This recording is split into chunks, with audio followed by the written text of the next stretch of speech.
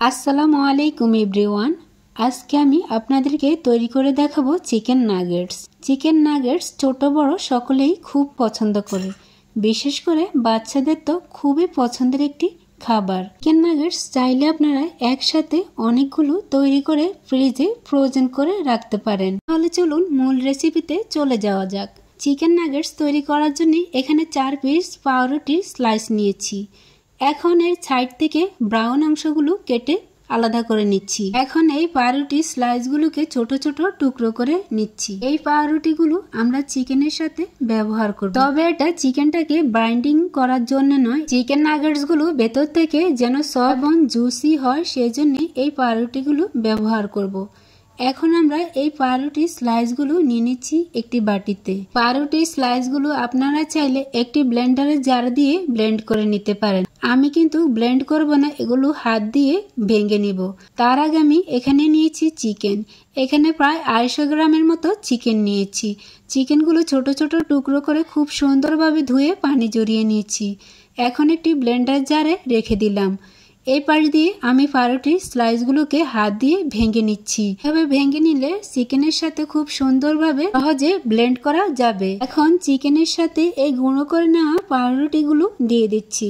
আপনারা চাইলে আলাদা গুঁড়ো করেও এটাকে ব্যবহার করতে পারেন, তবে আমি চিকেনের সাথে একেবারে দিয়ে ব্লেন্ড করে নিব। এখন এতে আমরা কিছু মশলা ব্যবহার করব। দিয়ে দিচ্ছি 1/2 টেবিল চামচ আদা বাটা, 1/2 টেবিল চামচ রসুন বাটা, 1 টেবিল চামচ টমেটো সস এবং দিয়ে দিচ্ছি 2 টেবিল চামচ লাইট সয়া সস। তার সাথে দিয়ে দিচ্ছি কিছু গুঁড়ো মশলা। এখানে দিয়ে দিচ্ছি 1 টেবিল চামচ জিরা গুঁড়ো, স্বাদ মতো লবণ, দিয়ে দিচ্ছি 1/2 টেবিল চামচ শুকনো মরিচের গুঁড়ো। এখন এই সব কিছুকে একটু মিক্স করে নিচ্ছি। মিক্স করে নেওয়ার পরে এখন এই সব কিছুকে খুব ভালোভাবে ব্লেন্ড করে নিব, তবে এটা একেবারে মিহি করে ব্লেন্ড করব না। এই তো ব্লেন্ড করা হয়ে গেছে। আর আমি দেখিয়ে দিচ্ছি কাছ থেকে এটা কেমন ভাবে ব্লেন্ড করে নিয়েছি। এটা কিছুটা আস্ত কিছুটা মিহি হয়েছে। চিকেন নাগেটস তৈরি করার জন্য অবশ্যই এই চিকেনটাকে এরকম ভাবে ব্লেন্ড করে নিতে হবে। দেখতেই পাচ্ছেন আমি হাত দিয়েও ধরে দেখিয়ে দিচ্ছি এটা কিভাবে আমরা ব্লেন্ড করে নিয়েছি। এখন ব্লেন্ডারের জার থেকে এই চিকেন কিমাটাকে আমরা একটা বাটিতে নিয়ে নিচ্ছি। হাতে কিছুটা তেল নিয়ে এখন এই চিকেনের ডোটাকে কিছুক্ষণ মথে নিব। এখানে চাইলে আপনারা ঘিও ব্যবহার করতে পারেন। অবশ্যই এখানে তেল বা ঘি দুটোর একটা অবশ্যই ব্যবহার করবেন। চিকেনের খিমাটাকে আমি প্রায় 3 মিনিট ধরে ভালোভাবে মথে নিয়েছি। এটাকে যত ভালোভাবে মথা হবে ততটাই এটা হ্যান্ডেল করা সহজ হবে। এখন আমরা এই চিকেনের ডোটাকে একটি ট্রের উপরে নিয়ে নিচ্ছি। তার আগে আমরা এই ট্রেতে কিছুটা তেল ব্রাশ করে নিয়েছি।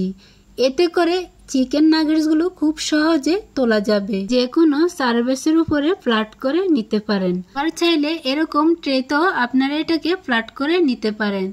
দেখতেই পাচ্ছেন আমি এটাকে কিভাবে ফ্ল্যাট করে নিচ্ছি। হাত দিয়ে অথবা এরকম একটা স্প্যাচুলার সাহায্যে এটাকে এরকম ফ্ল্যাট করে নিতে পারেন।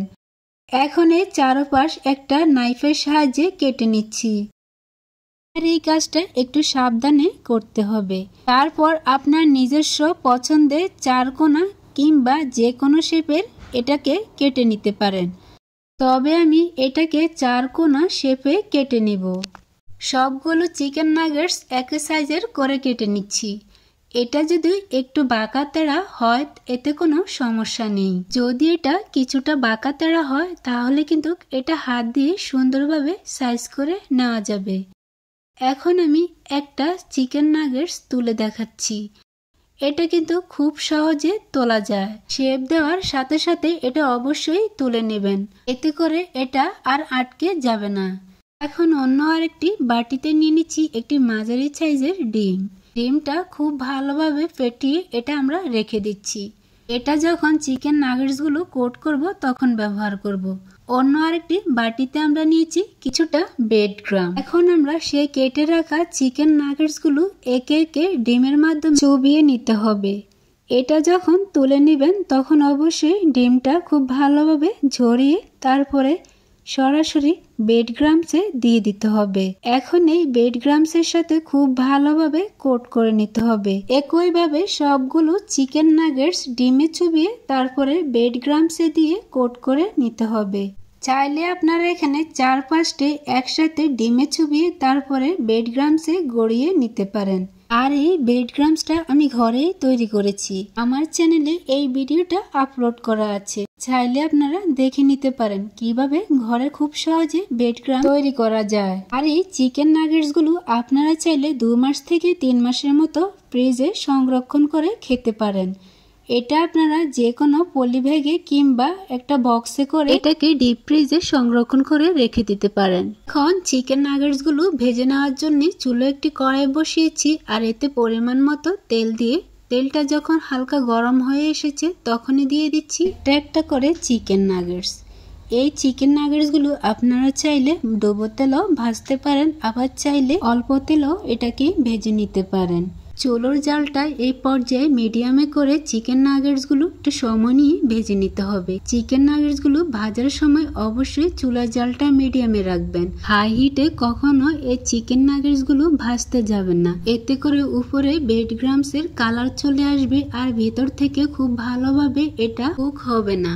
আর যদি ফ্রিজে ফ্রোজেন করে থাকেন তাহলে কিন্তু ফ্রিজ থেকে নামিয়ে 10 মিনিট এটাকে রেখে দিবেন, এতে করে ভাজার সময় নাগেটস গুলোর ভেতরে ঠান্ডা থাকবে না, খুব সহজে ভাজা হয়ে যাবে। তো আমি এটাকে খুব সময় নিয়ে ভেজে নিচ্ছি মিডিয়াম আছে, আর এটা ভেতর থেকে খুবই সুন্দরভাবে কুক হয়ে আসছে। এই পর্যায়ে আমার চিকেন নাগেটস গুলো খুব ভালোভাবে ভেজে নেওয়া হয়ে গেছে। এখন তেল জড়িয়ে এই চিকেন নাগেটস গুলো তুলে নিচ্ছি। আমি একটি প্লেট নিয়েছি আর এতে দেখাচ্ছি চিকেন নাগেটস গুলো কতটা মুচমুচে হয়েছে। দেখলেন তো কত সহজে তৈরি হয়ে গেছে চিকেন নাগেটস। ছোট বড় সকলেরই বেশ পছন্দের এই চিকেন নাগেটস। বাজারে তো কিনতে পাওয়া যায়, কিন্তু সেটা কিন্তু স্বাস্থ্যকর না। কিন্তু আপনি যদি বাসায় খুব সহজে তৈরি করে নেন, এটা যেমন স্বাস্থ্যকর তেমনি খুবই সুস্বাদু। প্রিয় দর্শক, ভিডিওটি আজ এই পর্যন্তই। সবাই অনেক বেশি ভালো থাকবেন, সুস্থ থাকবেন। আল্লাহ হাফেজ।